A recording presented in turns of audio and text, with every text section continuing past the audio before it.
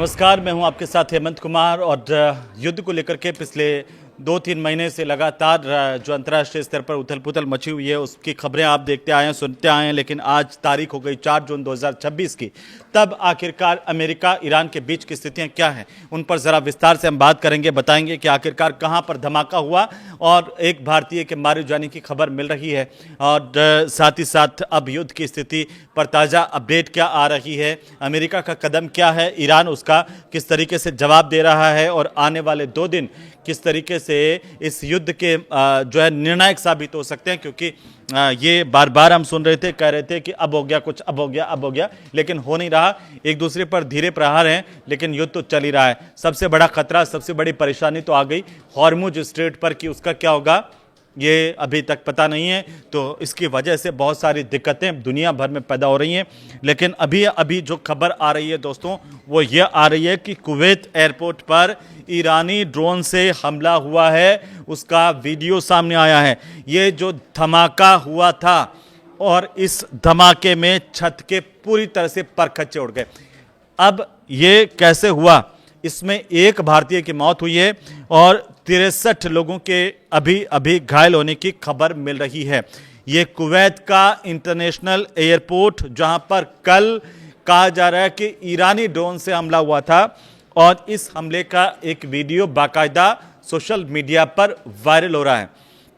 अब आप देखिए इसमें हमला कैसे हुआ। एक ड्रोन जो है छत के रास्ते से एयरपोर्ट की जो पूरी की पूरी छत है उससे टकराता हुआ इस वीडियो में दिखाई दिया और इसमें उस ड्रोन के परखच्चे उड़ गए। लेकिन जो धमाका हुआ उसने एयरपोर्ट की तस्वीर बदल दी। कि आप सोचिए कि किस तरीके से यहाँ पर नुकसान हुआ है और एक भारतीय की मौत होने की जानकारी सामने आ रही है। हालांकि एयरपोर्ट का जो टर्मिनल फर्स्ट है, 1 नंबर टर्मिनल है, इसको भारी क्षति पहुंची थी। लेकिन उसके फुटेज अब जिस तरीके से आए हैं वो चौंकाने वाले हैं दोस्तों। लेकिन ये हमला आखिरकार क्यों किया गया और क्या वाकई ईरान का ये ड्रोन था जिसने हमला किया कुवैत के एयरपोर्ट पर, ये सवाल अब पूछे जा रहे हैं। लेकिन आपको मैं बताऊं कि ईरान जो है वो जंग रोकने का जो प्रस्ताव अमेरिकी हाउस में पास हो गया है कि ईरान के साथ जंग रोक दी जाए, इस तरह की खबरें अंतर्राष्ट्रीय मीडिया के माध्यम से मिल रही है। अमेरिका की जो प्रतिनिधि सभा है दोस्तों, अमेरिका की प्रतिनिधि सभा में की तरफ से ईरान के खिलाफ सैन्य अभियान से को रोकने से जुड़ा एक प्रस्ताव पारित किया गया है। अब भाई इसके मायने क्या हैं? क्या इससे युद्ध रुक जाएगा या फिर अमेरिकी प्रतिनिधि सभा इतनी मजबूत है कि ट्रंप को उसकी बात मानने के लिए विवश होना पड़ेगा, कोई हमला नहीं होगा? ये अलग अलग बातें हैं। लेकिन ये जो प्रस्ताव क्या है, प्रस्ताव में ये कहा गया कि अमेरिका के जो राष्ट्रपति है ट्रंप, उन्होंने कांग्रेस की मंजूरी लिए बिना सैन्य कार्रवाई को जारी रखा, जो वो नहीं कर सकते हैं ट्रंप। ऐसा बिना कांग्रेस की मंजूरी के सैन्य कार्रवाई को जारी नहीं रखा जा सकता है। ये इस प्रस्ताव की सबसे मोटी लाइन है। अब हाउस ऑफ रिप्रेजेंटेटिव्स जो हैं उसमें यह प्रस्ताव 215 और 208 वोटों से पारित हुआ। 215 इसके पक्ष में थे, 208 इसके विपक्ष में पड़े, लेकिन 215 वोटों के साथ ये पारित हो गया। 4 रिपब्लिकन जो सांसद हैं उनकी तरफ से भी डेमोक्रेट्स का साथ देकर ट्रंप के खिलाफ वोट किया गया है। और पिछले 24 घंटे के जो 5 सबसे बड़े अपडेट है वो आप जान लीजिए कि कैसे जो पिछले 24 घंटे में इस युद्ध को लेकर के महत्वपूर्ण जानकारियां सामने आई है। वो ये आई है कि अभी जैसे मैंने शुरुआत में बताया कि कुवैत के एयरपोर्ट पर ईरानी ड्रोन मिसाइल से हमला हुआ, जिसका वीडियो भी आया। एक भारतीय की यहाँ पर मौत हुई है, 63 लोगों के घायल होने के समाचार अभी तक हैं। एयरपोर्ट को काफ़ी नुकसान पहुंचा है और यहाँ से जो उड़ानें हैं उन पर अस्थायी अभी रोक लगा दी गई है। तो ये कुवैत एयरपोर्ट पर अभी किसी तरह का एयर ट्रैफिक नहीं है। ईरान ने कुवैत और बहरीन को चेतावनी दे दी है। पिछले 24 घंटे में यह भी हुआ है कि तेहरान ने कहा कि अगर किसी देश की ज़मीन का इस्तेमाल ईरान पर हमले के लिए हुआ तो वो जवाबी कार्रवाई करेगा।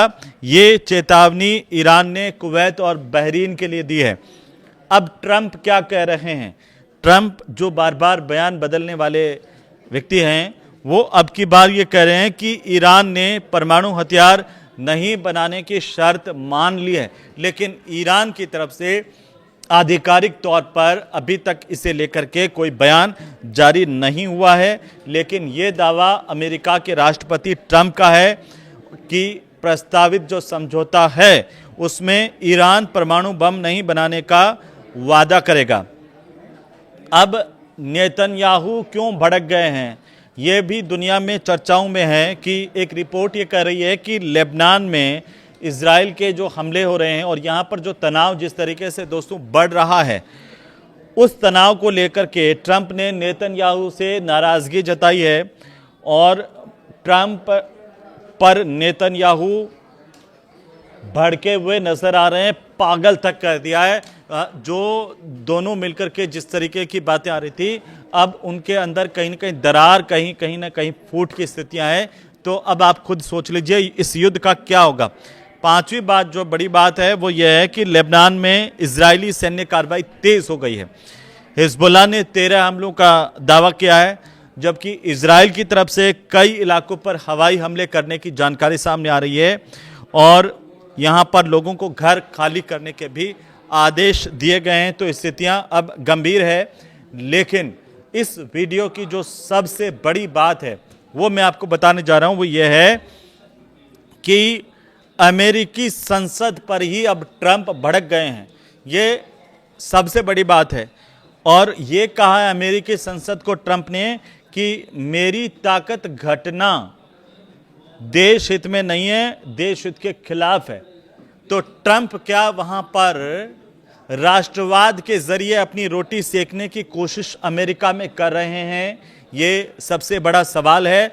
चारों तरफ से घिरे हुए ट्रंप को क्या अब अमेरिकी राष्ट्रवाद के नाम पर अपना बचाव दिख रहा है? क्योंकि उन्होंने अब अपना आखिरी हथियार निकाल लिया जब संसद ने, जब वहाँ के हाउस ऑफ रिप्रेजेंटेटिव्स की तरफ से और एक ये प्रस्ताव वहाँ पर अमेरिकी कांग्रेस में पारित हुआ कि बिना हाउस की सहमति के सैन्य अभियान ट्रंप जारी नहीं रख सकते हैं। तो अब ट्रंप संसद पर ही भड़क गए। ट्रंप ने कहा कि मेरी ताकत को अगर घटाओगे तो ये देश हित में नहीं होगा। यानी कि ट्रंप ये कह रहे हैं कि उनकी ताकत ही देश हित में है और वो राष्ट्रवाद का सहारा लेते हुए यहाँ पर नजर आ रहे हैं।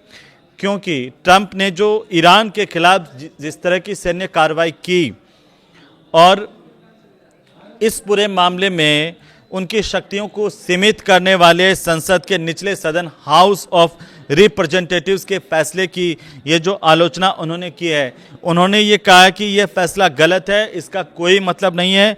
हाउस ऑफ रिप्रेजेंटेटिव्स की तरफ से ऐसा क्या किया गया दोस्तों?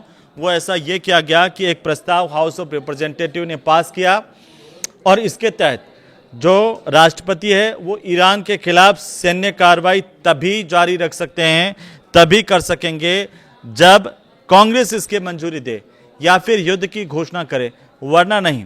तो ट्रंप अब जो बार बार जो गीदड़ भभकी कर रहे थे, दे रहे थे, ऐसा कर देंगे वैसा कर देंगे, वो उनके लिए क्या संभव नहीं हो पाएगा, ये अभी चर्चा में बना हुआ। लेकिन ट्रंप ने सोशल मीडिया पर जाकर के ये लिखा कि ये मतदान ऐसे समय में हुआ है, ये मतदान जो प्रस्ताव को लेकर के मतदान जिस तरह से पास किया, ये मतदान ऐसे समय में हुआ है जब वे ईरान के साथ चल रहे संघर्ष को खत्म करने के लिए बातचीत कर रहे हैं। तो क्या इस मतदान ने उनकी ताकतों पर रोक लगाने का काम किया है? ये देखने वाली बात होगी। इसका असर इस युद्ध पर क्या पड़ने वाला है, इसके लिए थोड़ा सा इंतजार कीजिए। फिलहाल ये वीडियो आपको कैसा लगा हमें जरूर बताइए। नमस्कार।